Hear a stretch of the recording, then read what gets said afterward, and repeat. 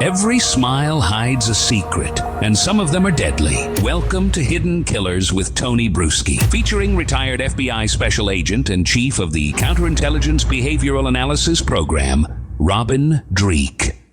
So what did Robert tell us do the day that Jeff German lost his life? Here's what he said on the stand this last week. Today, September 2nd, 2022. As I mentioned earlier, I sent a text message, hung around home, had no watching TV or working. Somewhere probably around 10-ish, I went for a walk. Came back home, and then got ready and went off to the gym. And if I could republish T2, as I said before, I'm techie, right? You see that my actual login, after you consider everything I do, to get ready to go to the gym, when they were ready to scan my phone, it was at 12:09.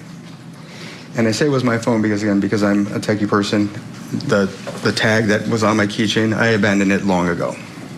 So that was from my phone. So he went to the gym and nothing else happened that day. Just happened to have all that stuff in his garage and in his house, the cut up Nike, the cut up everything. He's filled this thing with a lot of word salad. Like, there's so much fluff in this case that he's inserted into it.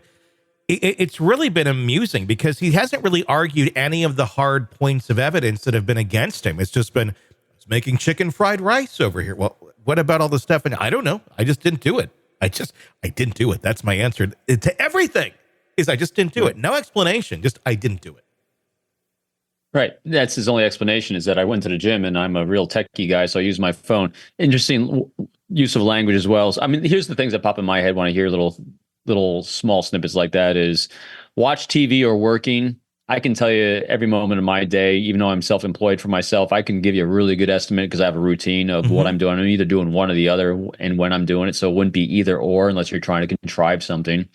10-ish, okay, maybe. The ish, again, I pretty much got a really good, I wouldn't say, like every morning I go to the pool. I go to the pool pretty much at 6:15. I don't say 6:15-ish. It's pretty much 6:15. But I'm really curious about that walk he went on. Does he normally go for a walk? Is that part of his normal routine, or is that a deviation from the norm of his pattern of life? Because that's also what I'm curious about too. So every time someone lays out something, I'm very curious on, is that part of your normal pattern? And that's what I would be asking is as well. And if it's not part of the normal pattern, what caused it to be a deviation from that pattern? What was so special about that day that made it different that day?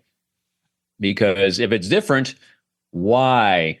Why was it special? Because it was Robert Tellis who did it. And Robert Tellis. Right. And I was too busy killing someone and cutting up all my own clothes. He's a special man. Here he is lying about the affair, or talking about the affair that was being reported. You spoke with him. Were you truthful in your interview? Not entirely, no. Okay. What were you untruthful about? About the extent of the relationship with me and Roberta Lee Kennett. Okay. What was different? What did you say versus the truth?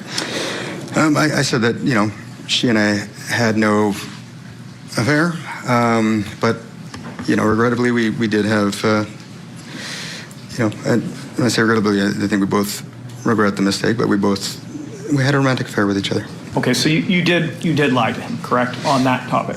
I didn't think that was for the public's business. He has a tell, and I'm curious if you've picked up on it in any of this as well, and if it means anything. When he's lying about something or something he feels uncomfortable about, he gets really breathy. Like, I had an affair.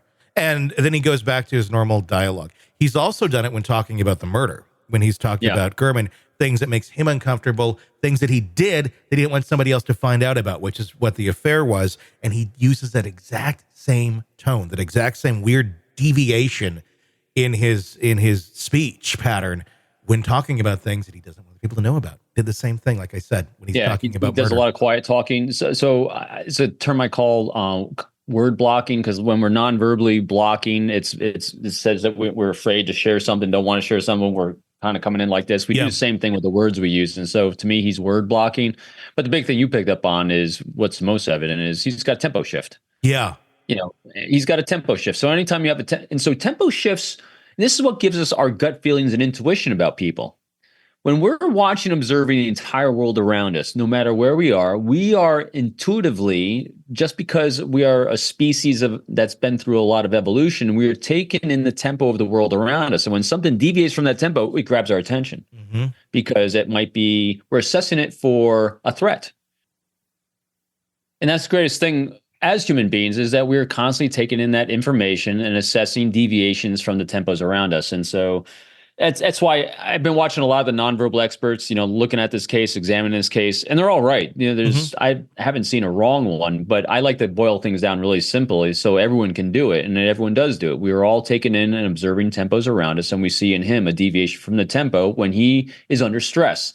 Because stress could be deception, stress could be just bad thoughts and memories. In this case, I'm guessing it's under deception is what's causing his stress. Yeah, I would guess so. Sick of the ads? Yep, we are too. Then you need to become a True Crime Today Premium Plus subscriber on Apple Podcasts. Heck, even try it for 3 days free right now. As a Premium Plus subscriber, you'll get exclusive access to uncut interviews before everyone else. Plus, no more commercials. So, if you have an iPhone, just search True Crime Today Premium Plus and press subscribe now.